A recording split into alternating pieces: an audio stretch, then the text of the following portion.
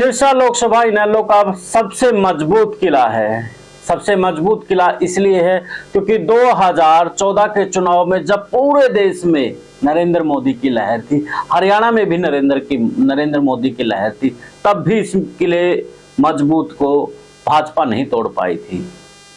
सबसे बड़ी बात यह है कि इनेलो ने 2014 के चुनाव में एक साधारण से व्यक्ति चरणजीत सिंह रोड़ी को चुनावी मैदान में उतारा था और वो चुनाव जीत गया था।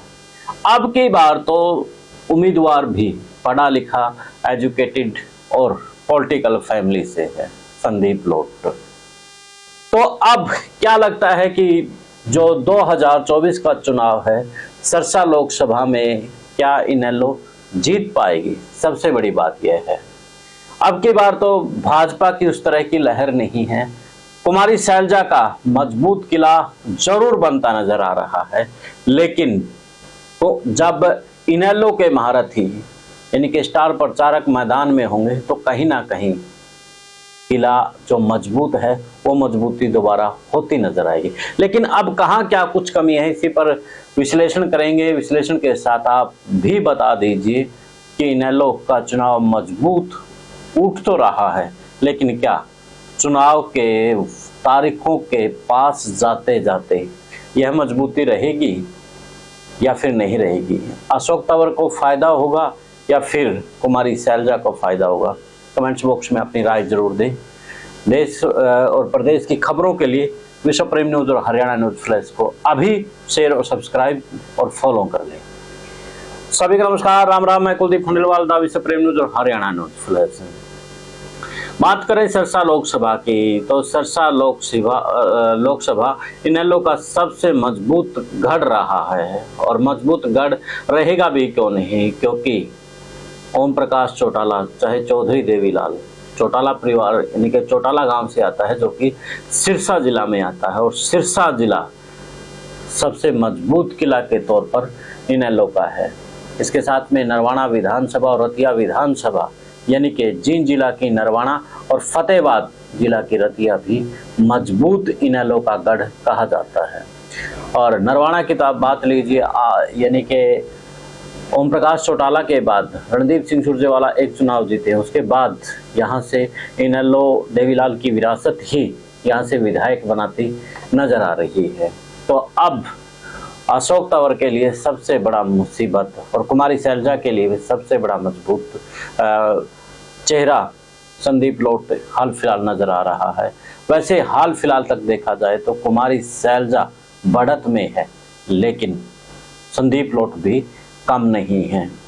लेकिन सबसे बड़ी दिक्कत यहाँ पे ये आ रही है कि इनेलो के जो बड़े स्टार प्रचारक यानी कि शीर्ष नेतृत्व बोलिए अभय सिंह चौटाला, सुनैना चौटाला, अभी तक नरवाना के अलावा जो दूसरी विधानसभा है वहाँ पर कार्यक्रम उस तरीके से नहीं हो पाए हैं जिस तरीके से चुनावी मूवमेंट में कुछ ना कुछ बदलाव हो। अभी तक कुरुक्षेत्र लोकसभा में अभय सिंह चौटाला अपनी मजबूती करते नजर आ रहे हैं। गुरनाम सिंह चढ़ूनी से लेकर के राकेश टिकैत और टेकराम कंडेला से लेकर के तमाम बड़े किसान नेताओं को बुला करके वो अपनी मजबूत राजनीतिक ग्राउंड करने में लगे हुए हैं। हालांकि जरूरी सिरसा लोकसभा भी है, क्योंकि सिरसा में इस वक्त इनेलो मजबूत पोजीशन में खड़ी है। अगर ऐसे ही रहा तो कहीं ना कहीं इनेलो कमजोर होती हुई नजर आएगी और इनेलो तब और ज्यादा मजबूत हुई जब डीएससी का समर्थन संदीप लोट को मिला, यानी कि वो वंचित वर्ग डीएससी समाज है जिसमें कई जातियां अनुसूचित वर्ग से आती हैं, एक मजबूत वोट बैंक है। देखा जाए तो वाल्मीकि समाज और मजहबी सिखों की संख्या भी सिरसा लोकसभा में कम नहीं है और इसके अलावा इनेलो का मजबूत किला भी कम नहीं है, लेकिन फिर भी यहाँ पर खेल होता नजर आ रहा है और खेल होगा भी क्यों नहीं, क्योंकि अभी तक जो सिरसा लोकसभा की जो बागडोर है, लोकल लेवल के जो पदाधिकारी हैं वही हाल फिलहाल संभाले हुए हैं। जब तक शीर्ष नेतृत्व यहाँ पर अपना 1-2 दिन का टाइम नहीं निकालता तब तक यहाँ पर थोड़ी सी दिक्कत जरूर होती नजर आ रही है। तो सरसा लोकसभा में सबसे मजबूती तो डीएससी समाज ने संदीप लोट को दे दी है। और अशोक तंवर और कुमारी शैलजा की बात करें तो अशोक तंवर भी कहने के लिए कमज़ोर कहा जा सकता है, लेकिन अगर जो भाजपा की जो वोट बैंक है कहीं ना कहीं उस पर ओबीसी और ब्राह्मण समाज यानी कि 3-4 जो हैं उनके ऊपर मजबूत पकड़ है। हालांकि अशोक तंवर को लेकर के नैरेटिव तो तैयार यही किया गया है कि अशोक तंवर मजबूत नहीं है।